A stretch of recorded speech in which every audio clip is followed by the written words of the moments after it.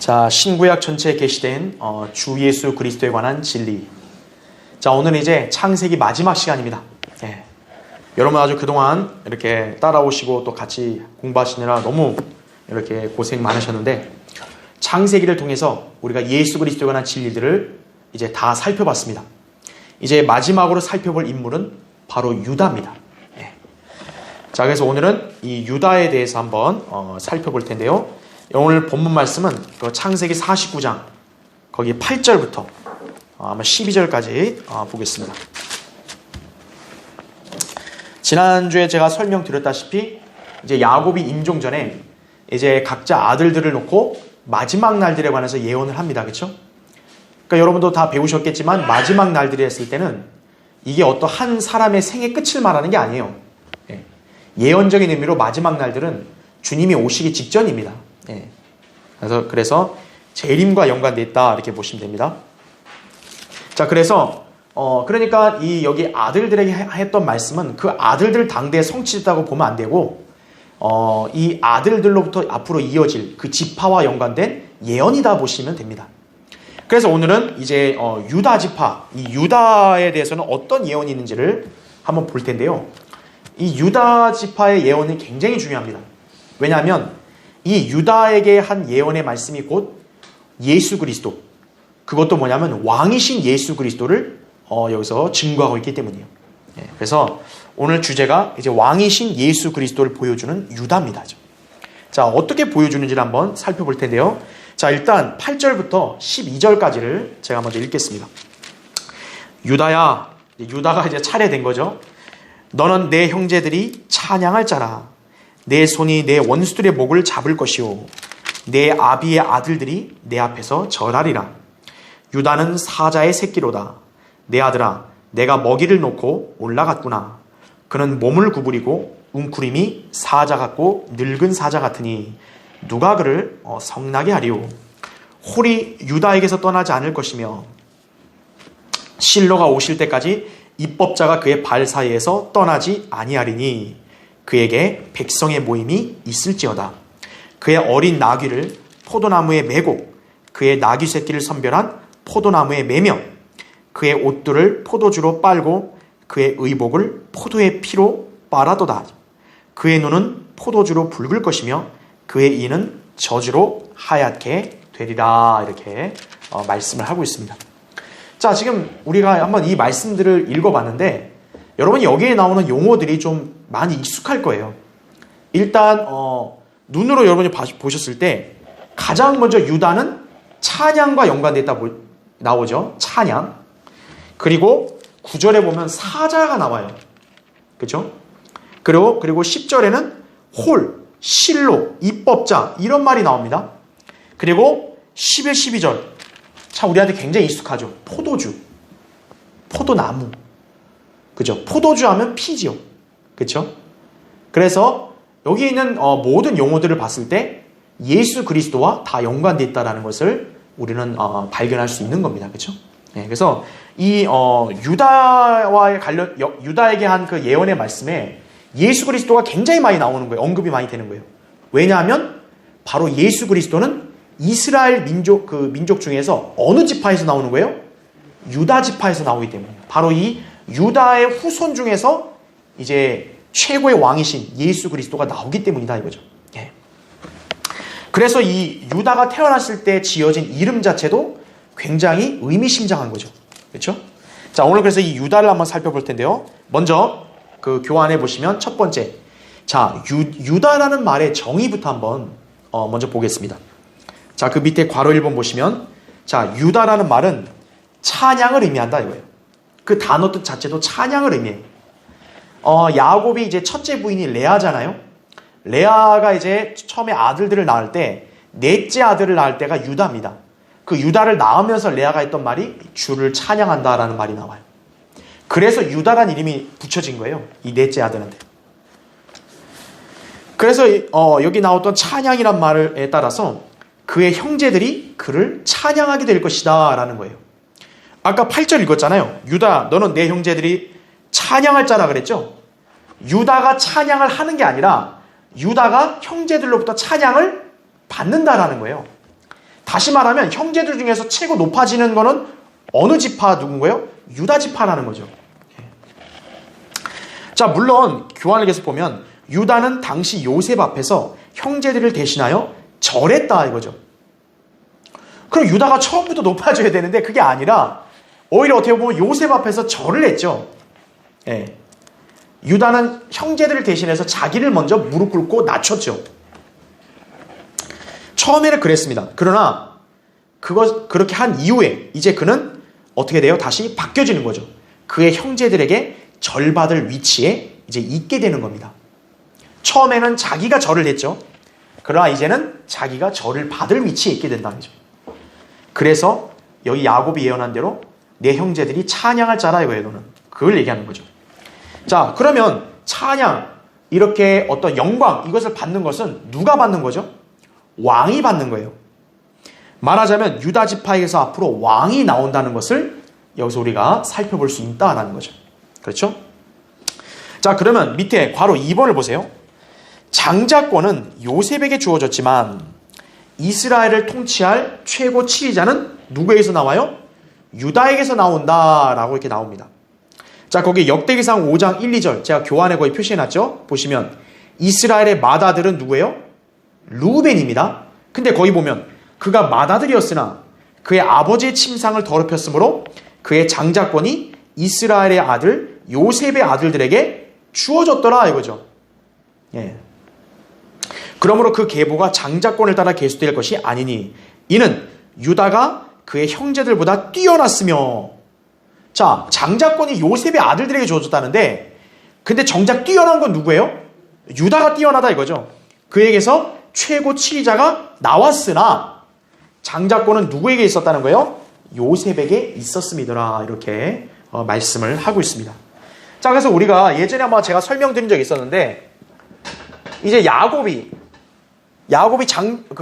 이삭으로부터 장자의 그 장자권을 받았죠. 에서로부터 뺏어서 야곱이 장자가 됐죠. 야곱에게 12아들이 있는데 첫째가 르우벤이죠. 그쵸? 르우벤인데 르우벤이 원래대로 따지면 장자가 되니까 장자권을 받은 사람이에요 원래. 그러면 장자권의 특혜는 뭐냐라고 했을 때 장자권은 일단 유업이 2배라는 거 말씀드렸죠. 2배고 또 제사장의 그런 어떤 직책도 있고, 그렇죠. 가족의 어떤 제사장으로서 위치도 있다라는 거죠. 그렇죠. 여러모로 우두머리가 되는 거예요. 또 높아지는 거죠. 자, 장자권이 이만큼 엄청난 특권이기 때문에 야곱이 아주 간계를 써서 어때요? 형한테 뺏은 거예요. 좀 늦게 태어났다는 이유 때문에 이런 거 다 없으니까 자기는. 근데 그 장자권을 받은 르우벤이 어떻게 한 거예요? 성범죄를 저질렀죠. 자기 아버지의 첩을 갖다가 동침을 했죠. 자, 결국 이 성범죄로 인해서 어때요? 상실을 한다 이거죠. 그럼 장자권을 상실했으면 누구한테 가야 돼요? 둘째, 셋째 아들한테 가야 되잖아요. 근데 둘째, 셋째 아들은 워낙 잔인하게 사람들 죽이고 해서 안 됐죠. 그럼 누구한테 가야 돼요? 원래는 유다가 넷째 아들 아니에요. 근데 유다 역시도 어떻습니까? 성 문제가 걸리죠. 성의 시험에 걸렸죠. 자기 며느리하고 근친상간을 하게 되죠. 물론 본인이 의도한 건 아니지만 어쨌든. 그래서 결국 이것이 어디에 간 거예요? 요셉에게 갔다 이거죠. 왜? 요셉은 이 성의 시험에서 어때요? 승리했죠. 그렇죠. 그 장자권이 요셉의 아들들에게 간다 이거죠. 근데 중요한 게 있어요. 장자권이 갔으면 모든 게 다 가야 되는데 여기서 나눠지는 거예요. 어떻게 나눠지냐? 제사장의 어떤 그런 직분, 이것은 누구한테 가냐면 여기 셋째 아들인 레위 있죠. 레위 지파가 가져가요. 근데 유업의 2배는 누가 가져가요? 요셉이 가져가죠. 그러면 최고 통치자의 지위는 누가 가져갑니까? 유다가 가져가는 거예요. 어떻게 보면 이게 약간 다 이렇게 갈라진 거죠. 그러니까 사실은 르우벤이 그런 성의 시험에 안 걸려서 죄를 안 졌다면 르우벤 지파에서 이거 어떻게 보면 다 이루어질 수도 있었던 거예요. 사실은. 근데 어떠죠? 결국 시험에 넘어져서 죄를 지음으로 그 은총과 복을 다 상실한 거죠. 예. 야곱의 아들이란 직위에서 떨어진 건 아니에요. 하지만 그는 엄청난 유업을 다 상실해버린 거죠. 그렇죠? 예. 죄에 넘어지는 성도, 구원은 보장되지만 유업은 상실할 수 있다는 거예요. 우리는 그걸 교훈으로 받아야 됩니다. 자, 어쨌든 그거는 이제 나중 얘기고요. 저희가 일단 설명드릴 거는, 그래서 여기 역대기상 5장에 나온 말씀대로 장자권은 요셉의 아들들에게 갔지만 최고 치리자 왕권은 누구에게 갔다는 거예요? 유다에게 갔다는 거죠. 그것을 여기서 이제 말씀하고 있는 겁니다. 자, 밑에 3번을 보세요. 유다가 다른 형제들보다 뛰어나기 때문에 그들로부터 찬양을 받는 위치에 있게 된다 이거죠. 자, 유다에게서 나올 후손들이 이스라엘의 원수들과 싸워 이긴다라는 거죠. 왜냐하면 아까 우리 8절 읽었던 대로 내 손이 내 원수들의 목을 잡을 것이라고 그랬죠.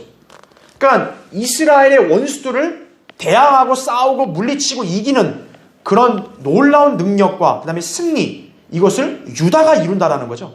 그러니까 유다가 뛰어나다는 거죠. 그리고 그러다 보니까 어때요? 후손들은 어떻게 합니까? 그 유다의 후손들은 당연히 형제들보다 더 높아지겠죠. 용맹하고 또 승리했으니까. 그래서 찬양과 절을 받게 된다는 거죠. 그래서 유다 지파가 어때요? 형제들 가운데서 높임을 받고 찬양을 받는 거예요. 원수들을 무찌르고. 대표적으로 누구냐? 다윗과 솔로몬이겠죠. 다윗과 솔로몬은 이스라엘의 모든 그 백성의 그 사람들로부터, 그렇죠? 다 이렇게 섬김을 받았잖아요. 바로 다윗과 솔로몬, 다 유다 지파 사람들이죠. 그렇죠? 그리고 유다 지파에서 계속 그 유다 남왕국 유다 왕들이 계속 나왔잖아요. 그렇죠? 왕의 위치에서 그 형제들, 그 백성들로부터 다 찬양과 이런 존경을 받았다 이거죠. 그래서 유다에 대한 예언이 바로 이거예요. 아하, 왕권을 가진 지파구나. 그렇죠? 그래서 유다가 형제들보다 뛰어나니까 어떻게 묘사하고 있냐면 사자로 묘사하는 거예요. 그래서 밑에 4번 보세요. 유다는 사자의 새끼였으며, 그러죠? 사자 새끼라 그런 거예요. 사자가 왕 아니에요. 그렇죠? 그 장차 왕이 된다 이거죠. 육신적으로는 그의 자손 중 하나는 유다 지파의 사자로 불린다는 거예요. 그러니까 유다의 계열로 계속 후손들은 왕족들이 나왔고, 그 가운데서 뭐예요? 최고 통치자 예수 그리스도도 유다 지파의 사자라고 불리죠. 무엇보다 계시록 5장 5절에 예수님을 유다 지파 사자라 부르죠. 바로 이것을 여기서 예언하는 거예요. 자, 예수 그리스도는 유다 지파에서 나오셨다라고 히브리서 7장 14절에도 말씀하죠. 장차 주님이 왕으로 오셔서 찬양과 경배를 받으실 거죠. 그분을 배출하는 지파가 유다다 이거죠. 그래서 유다가 찬양을 뜻하는 이유가 바로 여기 있는 거예요. 그러니까 예수 그리스도에 관한 그런 심오한 진리가 여기 담겨 있는 것이죠. 그렇죠? 자, 그럼 5번 보세요. 거기 유다는 분명히 찬양을 받아야 할 위치예요. 그런데 오히려 그는 이집트에서 어떻게 합니까? 먼저 절하는 위치로 낮아집니다. 우리가 생각해 봐야 될 게, 아니 왜 다른 아들들 중에서 유다가 그렇게 탁월하고 뛰어나고 또 찬양을 받아야 되냐? 왜 유다가 그렇게 하나님께서 그렇게 선택을 했을까요? 유다가 먼저 자신을 낮춰서 형제들 이스라엘을 대신하여 자신을 낮추고 종까지 되겠다고 각오했기 때문에 그런 거예요. 거기 보시면, 자, 한번 연상을 해보자고요. 그때 우리가 지난 시간에 배웠지만 요셉이 이집트의 치리자로 있잖아요. 근데 이집트는 사실 뭘 상징해요? 세상을 상징하죠. 유다는 찬양을 받아야 되는데 세상에서는 어때요? 자기가 오히려 다른 치리자를 찬양하고 자기를 낮추죠. 그리고 자기 형제들을 대신해서 어때요? 유다가 베냐민을 중보하죠. 왜냐하면 요셉이 베냐민을 이제 데리고 있으려고 은잔을 넣었잖아요. 그러니까 형제들은 모르니까 이거 베냐민 안 데려가면 자기 아버지 난리 나니까 다 어쩔 줄 모르는데 유다가 대표해서 어때요? 자기가 직접 볼모가 되겠다고 그렇게 요셉에게 제안을 하고 베냐민을 보내주라 그러죠. 자기가 희생을 하죠. 낮춰서. 그리고 실제로 야곱도 어때요? 그 베냐민을 데려가야 된다고 하니까 절대 베냐민을 못 보낸다 하니까 어때요? 유다가 내가 오히려 대신 일종의 보증이 되겠다 그러죠. 자기가 직접 나서서 낮아지고 볼모로 잡히고 그럴 각오까지 표명하죠. 그렇게 자기를 낮추니까 어때요? 높아지는 거예요. 이게 성경적 법칙입니다. 예. 자, 그래서 이집트에서 먼저 유다는 종이 될 각오로 자신을 낮췄죠. 그러니까 이후에는 어떻게 됩니까? 유다가 모든 형제들보다 뛰어나서 찬양을 받을 것이다 이거죠. 자, 이것은 예수 그리스도의 초림과 재림의 면모를 보여주는 거예요. 자, 초림 때 주님도 종으로서 이 세상에 내려와서 오히려 섬기셨죠. 그분은 왕이심에도 어때요? 초림 때는 세상에서 종으로 섬기셨죠. 먼저 섬기셨으니까 어때요? 이제 재림 때는 섬김을 받을 것이다 이거죠. 그러니까 유다의 이런 면모는 예수 그리스도를 예표한다라고 볼 수 있는 거예요. 그렇죠. 예. 자, 그렇게 이제 유다라는 말의 정의를 통해서 우리는 왜 이게 찬양이라는 뜻의 이름이 붙여졌는가 살펴볼 수 있겠죠. 그렇죠? 바로 이제 예수 그리스도가 유다 지파 사자로서 찬양을 받으시기 때문에 그런 거죠. 자, 두 번째. 그럼 이제 예수 그리스도의 재림과 연관된 칭호들을 한번 보겠습니다. 자, 여기 아까 9절을 봤더니 유다는 뭐라 그래요? 사자의 새끼로다라는 말을 합니다. 자, 우리 교환을 보세요. 거기 먼저 괄호 1번 보시면 유다는 사자의 새끼로다 9절에 나왔죠. 그 밑에 동그라미 1번 보시면 유다에게서 나올 메시아 곧 예수 그리스도는 유다 지파의 사자이시다 그랬죠. 주님이 재림하셔서 민족들을 심판하실 엄중한 모습은 마치 뭐와 똑같다 그래요? 포효하는 사자와 같다 그러죠. 그래서 아모스 3장 8절에 보면 사자가 포효하는데 누가 두려워하지 않겠느냐? 주 하나님이 말하였으니 누가 예언하지 않겠느냐? 이렇게 말씀하고 있습니다. 여러분, 사자라는 동물은 어때요? 동물계에서는 왕이죠. 그렇죠. 보통 이제 옛날에는 호랑이가 더 세지 않습니까? 이제 그 얘기 하잖아요. 그렇죠. 하지만 동물계 왕은 누구라 그래요? 사자라 그럽니다. 예. 여러분, 사자는 왕의 위용을 갖춘 동물이기 때문에 그래요. 우리가 보통은 이 사자후라 그러죠. 사자후. 여러분, 사자가 왜 무시무시하냐면요. 싸움은 호랑이가 더 잘할지 모르지만 사자는 사자후라 해가지고 사자가 뭐 이렇게 포효를 하잖아요. 그럼 그 밀림계 전체가 어떻게 되냐면 울립니다. 동물들이 떠는 거예요. 그 소리를 보고. 네. 다른 동물과 달리 사자는 뭐냐면 사자후라는 거죠. 막 이렇게 한번 울면 어떻게 되냐? 거기 동물 있는 그죠? 그 정글 이런 데가 울리는 거예요. 그럼 다른 동물들은 그 울림 소리를 듣고 두려워 떤다 이거죠. 사자고요. 그리고 사자는 집단으로 다녀서 거기서 왕으로서의 그런 위치를 갖죠. 호랑이는 개인적으로 다니지만 사자가 왕이에요. 그렇죠? 그러니까 사자가 포효를 하면 그 정글에 있는 짐승들 중에 안 떨릴 짐승이 없다는 거죠. 예수 그리스도가 재림하면 마치 포효하는 사자 같다는 거예요. 그분이 재림하시면 그 모습이 무시무시하고 엄중하기 때문에 그 모습에 떨지 않을 사람, 민족이 없다는 거예요. 일반 카톨릭이나 개신교회들은 예수하면 맨날 아기 예수만 하잖아요. 아기 예수. 아기 예수. 그리고 또 맨날 그냥 연약하게 그냥 섬기는 이런 예수만 알잖아요. 그건 이미 지났어요. 재림 때 예수 그리스도는 포효하는 사자와 같이 오시는 거예요. 온 땅이 떠는 거예요. 그래서 왜 성경에서 사자의 포효라고 얘기했겠어요? 바로 주님이 재림하시면 하늘과 땅이 진동하기 때문에 그런 거예요. 그래서 여기 보잖아요. 사자가 포효하는데 누가 두려워하지 않겠냐 이거예요. 그 동물계에서는 다 두려워하는 거예요. 사자가 포효하면. 그것처럼 예수 그리스도가 재림하는데 어느 민족이나 어느 땅이 안 떠냐 이거예요. 무서워서 떤다 이거죠. 네. 자, 동그라미 2번 보세요. 그는 몸을 구부리고 웅크림이 사자 같고 늙은 사자 같으니 9절에 또 말씀합니다. 자, 몸을 구부리고 웅크린다. 구부리 웅크린 거 사자. 그 행동도 워낙 위용 있고 무섭죠. 자, 유다 지파 출신들 중에서는 사자와 같은 인물들이 있다 이거죠. 그러니까 사자 같은 인물들은 뭐예요? 원수들과 싸워서 그들을 정복하고 평정을 하고 그런 인물들이었다 이거죠. 예를 들어 칼렙이 그랬죠. 칼렙. 우리가 아는 여호수아 칼렙 있잖아요. 여호수아 칼렙은 그때 하나님의 약속을 믿었기 때문에 그 카데스 바네아에서 정탐하고 와서도 이길 수 있다 그랬잖아요. 그리고 칼렙은 실제로 80세가 넘어도 어때요? 여호수아 있을 때 또 싸우죠. 노장인데도. 사자다 이거죠. 그 다음에 우리가 잘 아는 다윗. 다윗도 용맹하기로는 뭐 말할 필요가 없죠. 그 다음에 솔로몬. 역시 사자들이었다 이거죠. 솔로몬 때는 모든 누구도 덤비지 못했죠. 다 평정했죠. 특히 다윗을 예를 들면 전쟁으로 이방 민족들을 쳐부수고 이스라엘을 강성하게 만든 왕이었다 이거죠. 예.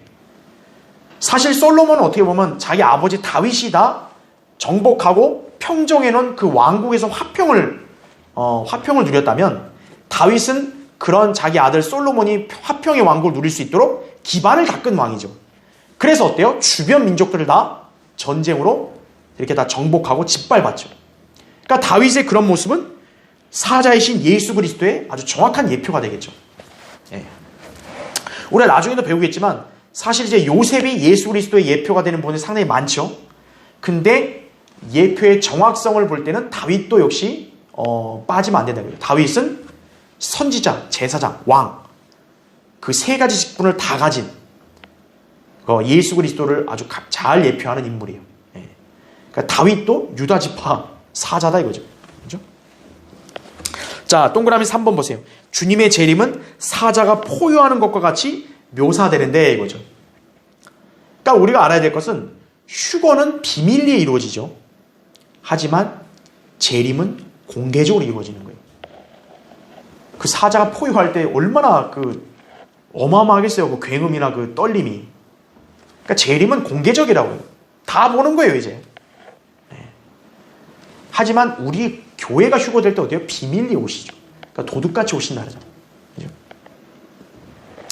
자, 그 사자께서 나타나 포효하실 때 그분을 대적하는 2억의 군대는 모두 죽임을 당할 것이다 이거죠. 여러분 2억의 군대라면 얼마나 커요? 우리나라 전체 인구 해봐야 5천만인데 우리나라 인구의 4배가 군대 수라는 거예요. 2억의 군대가. 근데 그 2억의 군대가 주님이 오셔서 사자처럼 포효하시듯이 짓밟아버리면 다 끝난다는 거예요. 그리고 이스라엘은 어떻게 합니까? 마침내 구원을 받을 것이다 이거죠. 또 주께서 시온에서 포효하시고, 자 여기서 또 포효란 말이 나오죠. 시온에서 포효하시고 예루살렘에서 그의 음성을 내시리라. 왜냐하면 주님이 바로 시온, 그 예루살렘에서 통치하시기 때문에 그런 거죠. 또 하늘들과 땅이 진동하리라. 이게 나오죠. 하늘들과 땅이 진동한다. 그러나 주는 그의 백성의 소망과 이스라엘 자손의 힘이 되시리라. 요엘서 3장 16절에 말씀하고 있다 이거죠. 바로 주님의 재림을 묘사하는 거죠. 밑에 동그라미 4번 보시면 주님은 마치 사자가 먹이를 물어뜯고 산산이 부수듯이 그분과 이스라엘을 대적한 모슬렘들 유엔을 모조리 박살내실 것이다 이거죠. 이건 주님이 재림하시면 당연히 2억의 군대가 죽지만 대표적으로 어느 부류가 박살나겠어요? 유엔이죠. 그렇죠? 지금 유엔 전 세계 모든 나라들이 다 유엔에 가입됐잖아요. 우리 한국도 유엔에 가입되죠. 네. 그 유엔이 앞으로 이제 이스라엘을 대적한다고요. 그 예수 그리스도가 재림하시면 그 유엔은 박살나는 거예요. 네. 자, 그럼 어떻게 해요? 유엔을 박살내고 또 이스라엘을 주로 대적하는 부류가 누구예요? 모슬림들이죠. 바로 중동의 아랍 국가들. 다 박살나는 것이. 자, 거기 스파냐 3장 8절 거기 교환에 나오죠. 보시면 주가 말하노라. 그러므로 너희는 내가 일어나서 먹이로 삼는 날까지 나를 기다리라. 자, 여기도 뭐라 그래요? 먹이를 삼는 날이다. 사자가 먹이를 삼듯이 기다리라 그러죠. 이는 내 결심이 민족들을 모으는 것이니 내가 왕국들을 모아서 그들 위해 내 분노 곧 나의 모든 경노를 쏟으리라. 이는 온 땅이 내 질투의 불로 삼켜질 것임이라. 이렇게 말씀하고 있다는 거죠. 바로 유엔이 모이는 것은 주님이 예언대로 어때요? 다 하나로 모이게 하는 거예요. 왜? 하나로 모여야 한 번에 박살내거든요. 그렇죠? 그러니까 이 세상은 이 어리석은 민족들은 자기들이 막 하나 돼서 모이면 막 평화 이루어지고 막 더 이상 두려울 게 없다 그런 소리 하잖아요. 바로 주님이 이렇게 모으는 거예요. 민족들을 다 모여. 왜냐하면 단으로 묶어야 불태워버릴 거 아니에요. 마태복음 13장에 나온 말씀대로 다 하나로 모으시는 거예요. 그러니까 자꾸 지금 전 세계가 자꾸 하나 되려고 하고 있잖아요. 성경의 예언대로 돼가는 거예요. 하나님이 다 그렇게 하시는 거예요. 모아라 이제. 왜냐하면 그들이 모이면 하나님을 대적하기 때문에 그런 거예요. 자, 그래서 이 예수 그리스도의 재림과 연관된 칭호들이 유다의 예언에 많이 나오는데 첫 번째가 사자다 이거죠. 사자. 자, 두 번째 그 밑에 괄호 2번 보세요. 홀이 유다에게서 떠나지 않을 것이며 10절에 나오죠. 자, 두 번째 칭호는 홀이란 말이 나와요. 홀. 여기서의 홀은 민수기 24장 17절의 홀과 똑같습니다. 거기 보시면 내가 그를 볼 것이나 지금이 아니며 내가 그를 바라볼 것이나 가깝지 않도다. 한 별이 야곱에게서 나올 것이며 그 다음 페이지 보시면 그 다음 뭐라고 얘기하죠? 한 홀이 이스라엘에서 일어나서 그러죠. 모압의 구석구석을 쳐서 셋의 모든 자손들을 멸망시키리라 이렇게 말씀합니다. 이게 홀이라는 게 개역성경에는 이걸 치자의 지팡이라고 얘기했는데 그 지팡이 아니에요. 홀은 이제 그 금홀은 곧 왕의 권위를 나타내는 거예요. 그 금홀을 만지면 곧 왕의 뜻이에요. 대표적으로 우리가 에스더를 보잖아요. 에스더가 자기 왕비인데 그 아하수에로 왕한테 들어갈 때 어때요? 금홀을 내밀어야 페르시아 왕이 금홀을 내밀어야 자기가 들어갈 수 있다 그러잖아요. 홀, 왕의 위엄과 권위를 상징하죠. 그 홀이 이스라엘에서 일어난다 그랬죠. 바로 예수 그리스도가 이스라엘에서 나온다는 거예요. 그래서 그 주변에 그런 또 중동의 아랍 국가들을 자손들을 멸망시키신다 이거죠. 자, 괄호 3번 보시면 그 다음에 나오는 용어가 뭐예요? 실로란 말이 나오죠. 실로. 그 10절에 보면 실로가 오실 때까지 입법자가 그의 발 사이에서 떠나지 아니하리니 라고 말씀합니다. 자, 여기서 실로는 이스라엘 어떤 그 지역의 단순한 명칭이 아니에요. 여기 실로는 인명입니다. 사람 이름이에요. 즉, 이 실로의 뜻이 뭐냐면 평화를 가져오는 분이라는 뜻이에요. 그럼 여러분 이 실로가 바로 누구겠어요? 예수 그리스도겠죠. 네. 예전에 제가 한번 실로를 한번 강의한 적이 있기 때문에 여기서는 길게 않고 간단히만 언급하고 넘어갈게요. 실로는 예수 그리스도를 가리킨다 이거죠. 이 땅에 진정한 화평과 안식을 가져온다는 뜻이 실로거든요. 이 땅의 진정한 화평과 안식은 언제 이루어지는 거죠? 예수 그리스도가 재림하실 때 이루어지는 거죠. 예수 그리스도 없이는 이 땅에 어떤 형태로든 평화와 안식은 없어요. 전쟁이 끊이지 않는다 이거죠. 이 현 정부가 무슨 남북한 영구적인 한반도 평화 그따위 소리는 쓰레기통에 버려야 되는 거예요. 예수 그리스도가 재림하시지 않으면 이 대한민국뿐만 아니라 전 세계는요 화평과 안식이 없어요. 끊임없이 전쟁과 전쟁의 위협 속에 살아야 되는 거예요. 그래서 이사야 9장 6, 7절에도 예수 그리스도의 예언을 말씀할 때 그분을 화평의 통치자라고 말한다. 화평의 통치자. 그분이 재림하셔 통치하실 때만이 화평이 있다는 거죠. 누가복음 2장 14절에도 하늘에는 하나님께 영광이요 땅에는 화평이요 사람들에게 호의로다 이렇게 말씀하잖아요. 땅에는 화평. 그렇죠? 히브리서 7장 2절에도 첫째는 의의 왕, 그 다음은 살렘 왕, 화평의 왕이라 하죠. 의가 이루어오시면 그 다음에 이제 화평이 이루어진다라는 것이죠. 예수 그리스도께서 초림 때는 의를 이루시러 오셨다면 재림 때는 이 땅에 화평을 이루러 평화를 이루러 오시는 거죠. 그러니까 이 말씀 자체가 바로 예수 그리스도에 대한 예언이 또 담긴 거예요. 자, 거기 밑에 괄호 4번 보시면 예수 그리스도께서 초림 때, 자 그러면 이제 우리가 초림과 재림을 구분해야겠죠. 초림 때 오셔서 받은 홀은 왕의 홀이었습니까? 아니면 그냥 뭐예요? 갈대 홀이었다 이죠. 예수님이 초림 때 그 병사들이 조롱하려고 어때요? 갈대를 지어줬잖아요. 원래 왕으로서는 홀을 지녀야 되는데 갈대를 지어준 거예요. 또 이 초림 때 그분은 입법자로서 어떤 것도 강제로 집행할 수 없었다 이거죠. 입법자가 곧 뭐예요? 법을 제정하는 거죠. 법 제정하고 시행하게 하는 거예요. 그죠? 근데 예수 그리스도가 초림 때는 그 법을 집행하고 시행할 수 있는 그런 권한을 전혀 행사를 못 하셨다고요. 그러나 그분께서 두 번째로 오시면, 즉 재림하시면 어때요? 이제 그분이 이 세상을 통치할 그런 법령을 직접 선포하시고 시행하신다 이거죠. 그래서 이사야 2장에도 보면 율법이 시온에서 나오고 주의 말씀이 예루살렘으로부터 나가게 된다, 그런 말을 합니다. 이사야 2장 3절에 보면. 그러니까 율법은 원래 시내산에서 나와야 됐잖아요. 모세를 통해서. 그러니까 그거는 과거의 율법을 말하는 게 아니라 바로 천년왕국 때의 법령이에요. 이게. 천년왕국 때 법령은 예수 그리스도가 앉아 계신 어디요? 시온의 예루살렘으로부터 나간다라는 거예요.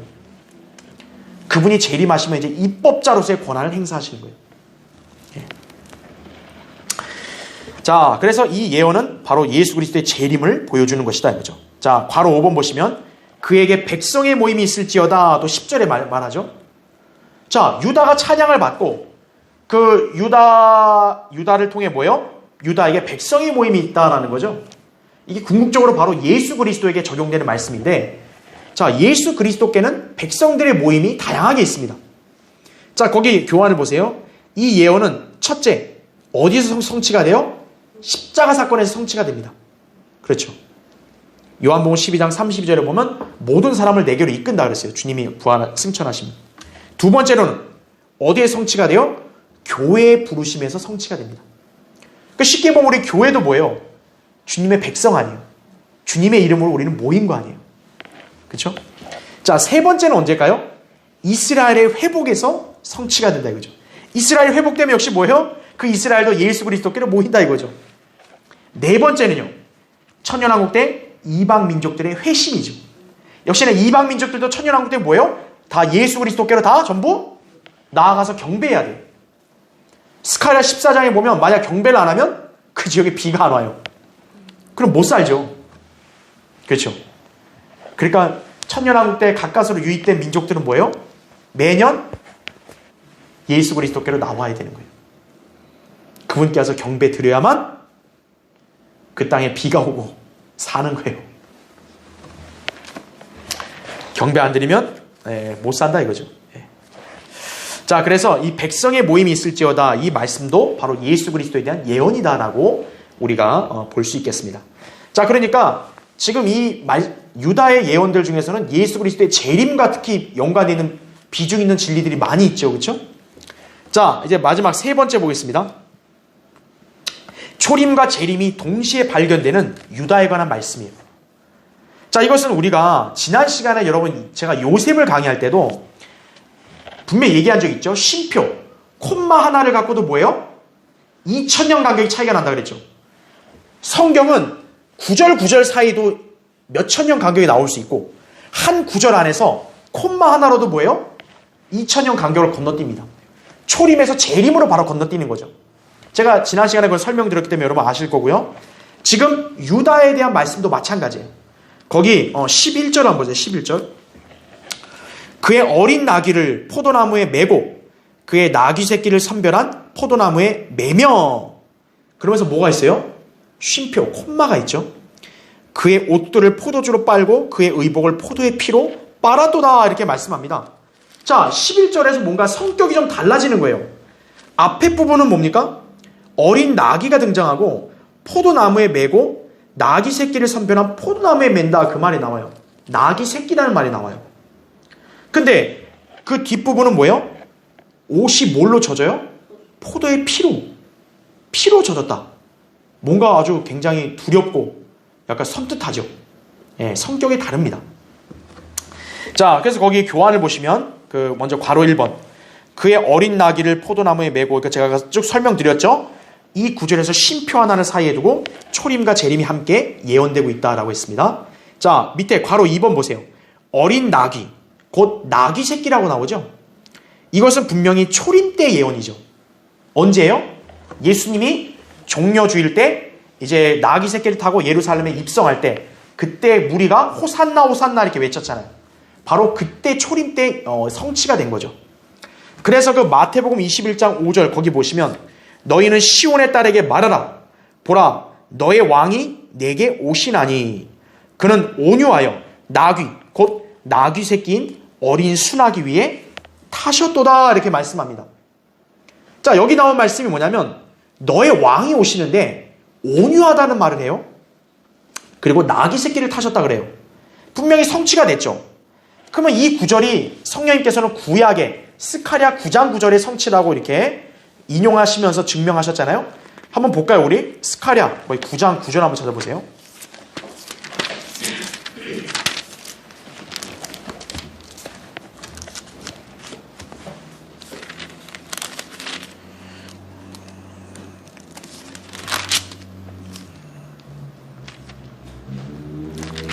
그래서 제가 지난번에 한번 언급했잖아요. 초림과 재림이 한 구절 한 구절에서 바뀐다고. 여기 스가랴 9장 거기 9절을 보시면 스가랴 9장 9절은 분명히 초림에 관한 이렇게 예언의 성취라고 볼 수 있겠죠. 거기 보시면 9절에 오 시온에 따라 크게 기뻐하라. 오 예루살렘에 따라 소리 지르라. 보라 내 왕이 내게 오시나니 그는 공의로우시며 구원을 지니셨고 겸손하시며 나귀를 타시리니 나귀 새끼인 어린 나귀니라 말씀합니다. 자, 왕이 입성을 하는데 나귀 새끼를 탔다 그래요? 초림이죠. 그런데 중요한 게 있어요. 거기 9절을 보니까 공의로우시며 구원을 지니셨고란 말이 있죠. 여러분 거기 스가랴 9장 9절을 보면 공의로우시며 구원을 지니셨고란 말이 있죠. 근데 마태복음 21장에서 성령님이 인용하실 때 여기에 공의와 구원을 성령님이 삭제시켜요. 인용을 안 하세요. 왜 그랬을까요? 여기에 공의와 구원은 이스라엘의 회복에 해당되는 말이에요. 그러니까 이스라엘의 회복은 초림 때 해당돼요? 안 돼요? 안 되죠.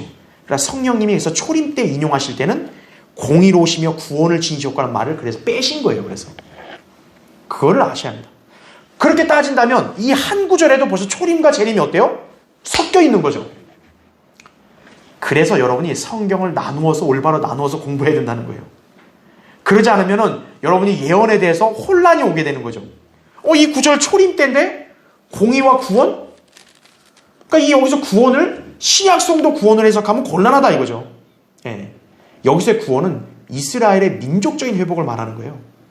근데 그것은 초림 때 이루어지는 게 아니니까 성령님께서는 마태복음에서 인용할 때는 이 내용을 빼신 거예요.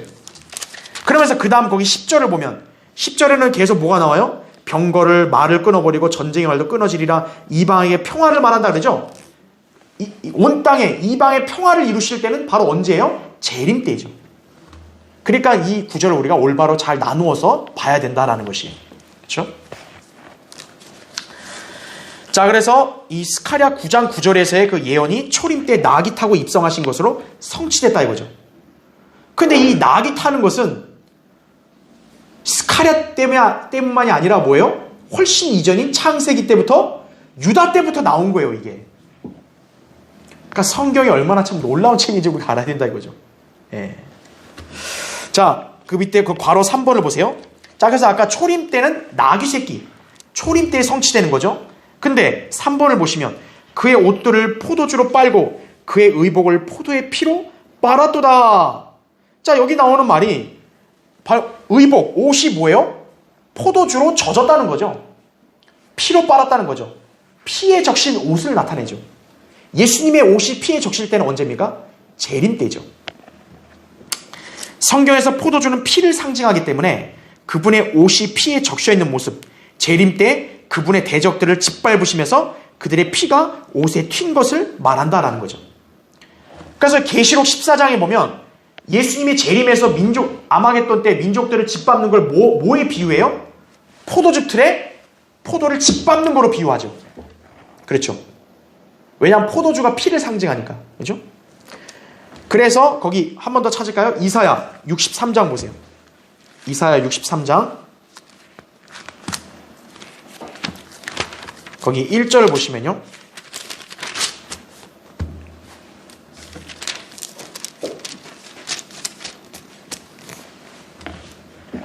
자, 이사야 63장 거기 1절을 보시면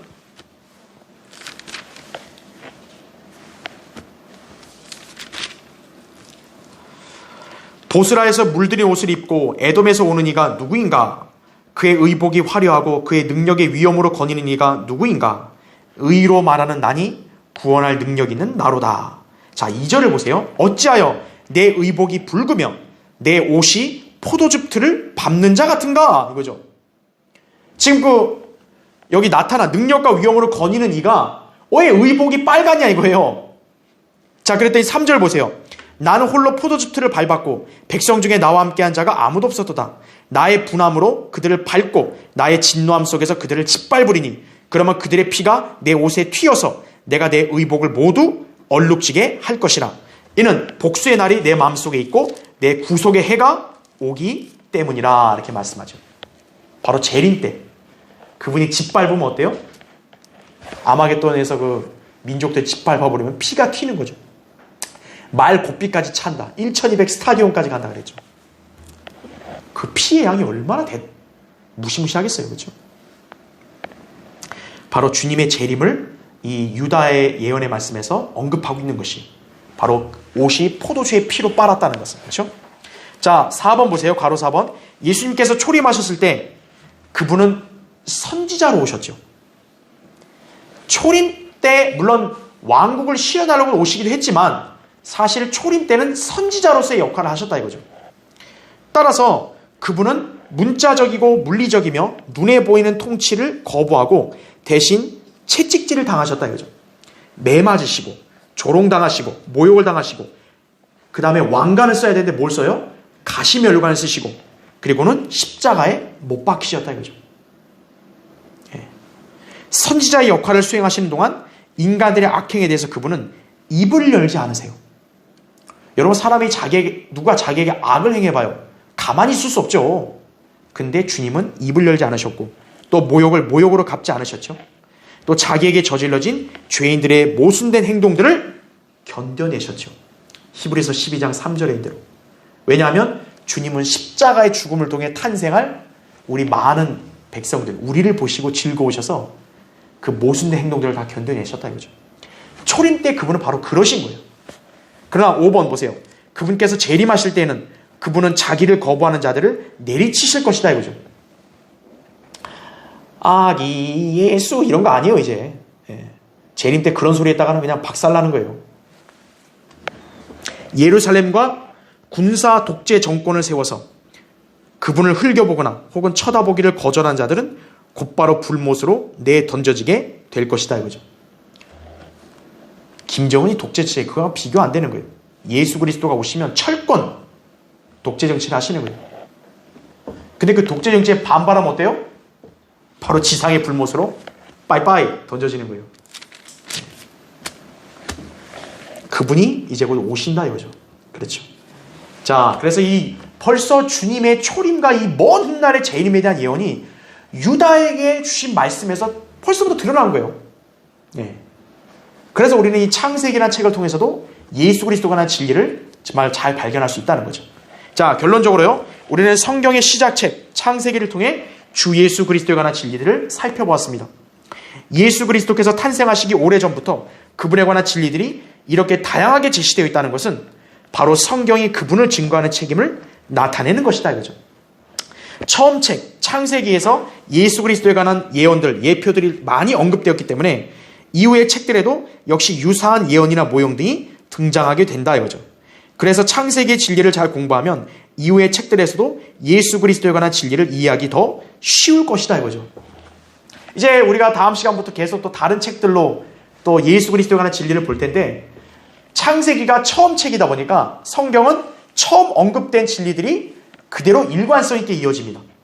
그래서 이후에 나오는 예언과 그런 예표들도 창세기에서 우리가 배웠던 것과 유사한 것들이 많아요. 그래서 여러분이 이제 그동안 우리가 창세기를 통한 그 진리들을 배운 것들을 잘 기억하시면 다른 책에서 우리가 이제 그 진리들을 볼 때 여러분 매칭이 잘 되는 거예요. 아, 이게 이 뜻이었지. 앞으로 그렇게 된다 이거죠. 자, 그래서 예수 그리스도는 알파 오메가라 그랬죠. 처음과 끝이라 그랬죠. 창세기 처음 책과 마지막 책이 뭐예요? 계시록까지 예수 그리스도에 관한 진리들은 이어진다라는 것이죠. 오늘 여러분이 그동안 이게 배운 것들을 이렇게 잘 기억하시고 항상 잘 숙지하시기 바랍니다. 다음 시간에 다른 과목을 하겠습니다.